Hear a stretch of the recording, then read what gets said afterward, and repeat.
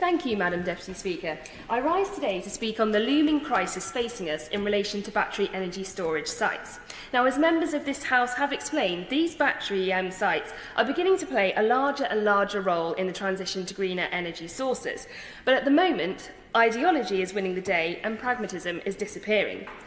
There are over 78 gigawatts of battery capacity that are either operational, awaiting construction having been approved, or in the early stages of the planning process. And for context, that's enough power to supply nearly 200 million homes at once, which is almost 10 times as many as we have in the UK.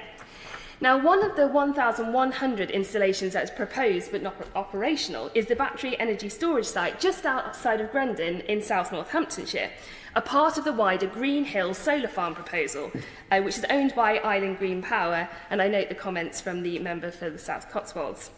Now, it exposes how the government is asleep at the wheel on this issue.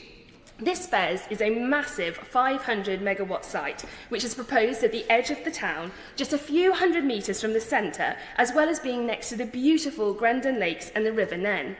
On the border of an SSSI, the environmental importance and sensitivity of this site cannot be understated. The proposal is likely to eventually come in front of the local planning authority, who understandably have virtually zero experience in balancing the risks and benefits of large capacity bays.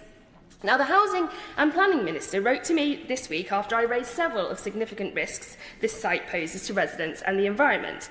And he said that the current regulatory framework, as the member for Horsham has already alluded to, was appropriate, robust and future-proofed.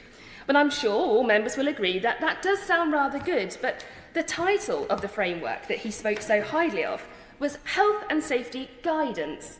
Guidance for grid-scale electrical energy storage systems.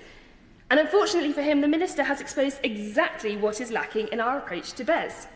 Our framework for regulating design, construction, running and decommissioning of these sites is simply guidance. We've not gripped the potential threats of these sites and attempted to mitigate them. Thankfully, we do have examples where countries actually have faced up to this need. Now, the United States is further along the path of rolling out BESS than we are here in the UK.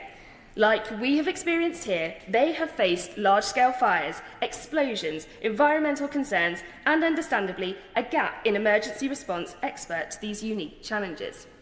Now, in response, they realised that guidance didn't suffice, so they passed, as the Housing Minister sort of alluded to, an appropriate, robust and future-proof statutory framework that did simple things such as requiring coordination with local fire services during planning process, specifying minimum distances from residential buildings, mandating elevation in flood-prone zones, and enforcing the training of the fire departments and first responders to give them the expertise they need. Yes, this is prescriptive, but when it comes to the health of the members of the public, health threatened by these sites in many ways that the members have articulated, we must be prescriptive. If we're not careful, much like a fire at a battery energy storage site, this will be one that we cannot put out. It will burn and burn. So I ask that the government must immediately pause the rollout of these sites until proper regulatory framework is in place. Thank you.